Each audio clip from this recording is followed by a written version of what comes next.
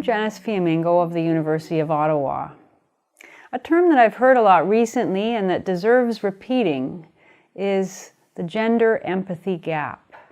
This is the striking and disturbing indifference of our culture toward the suffering of men and boys, in stark contrast to our evident concern for the suffering of girls and women. Recently, the term came to my attention through an excellent article by Glenn Poole, author of the book Equality for Men, which I highly recommend.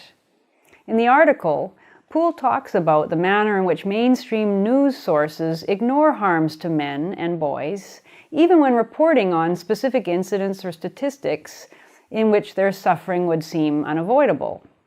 He points out that, for example, when a large number of men are killed, the media report on people killed. The sex of the victims becomes invisible.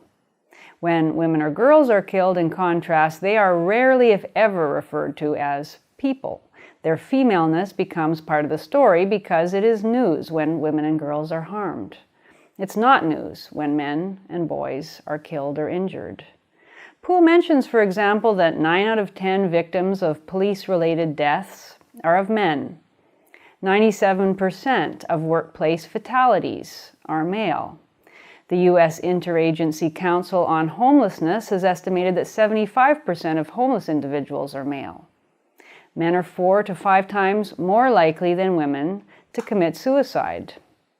8 out of 10 violent deaths worldwide are male. Now imagine a scenario in which 97% of workplace fatalities were female. Imagine the widespread distress, outrage, the front-page news reports, and the ensuing special programs, workshops, task forces, panel discussions, royal commissions, government reports, emergency measures, and so on. Imagine the unmitigated outpouring of concern by both men and women.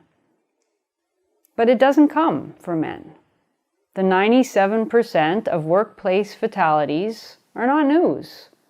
Why not? Well, why does our society have so much more trouble caring when men and boys suffer and die? Glenn Poole argues that we are all, men and women, collectively more tolerant of the harm that happens to men and boys. We simply value the lives of women more. That's why Poole points out that when approximately 95% of the UK prison population is male, we have gendered initiatives to reduce the impact of prison on women, but no gendered initiatives to reduce the impact of prison on men. That's why when Boko Haram captured Nigerian girls to be forced into sex slavery last year, a massive protest involving the First Lady of the United States was joined by leaders around the world demanding their return. Boys are routinely captured by Boko Haram to be used as child soldiers, abused and enslaved, and there's no similar outcry. What's more, boys and men are routinely slaughtered by Boko Haram, and it's barely news. Why this dearth of social concern? Partly it is the result of 50 years of feminist advocacy stressing male evil and women's innocent victimization. We're so used to thinking of women as the ones who suffer and men as the ones who cause the suffering that we can't really see male suffering. Feminism has always been about man's inhumanity to woman, and as a result, feminists and the rest of us don't recognize the full humanity of men. But feminism didn't create this asymmetrical concern out of nothing. It was already there in the DNA of our culture. Women and children first. Throughout history, men have died in war or sacrificed their bodies in labor so that women could be protected. In earlier times, the survival of the human race was predicated on the protection of women.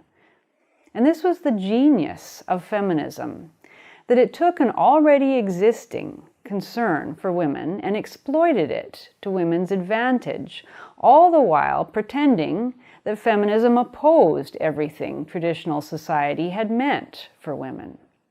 That traditional concern was why feminism encountered so little concerted resistance and why so many men supported feminist demands.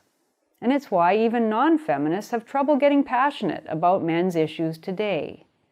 As Poole says, it should matter to us deeply that our society takes the suffering of our sons, brothers, fathers, uncles, grandfathers, and male friends with such indifference. So let's close the gender empathy gap.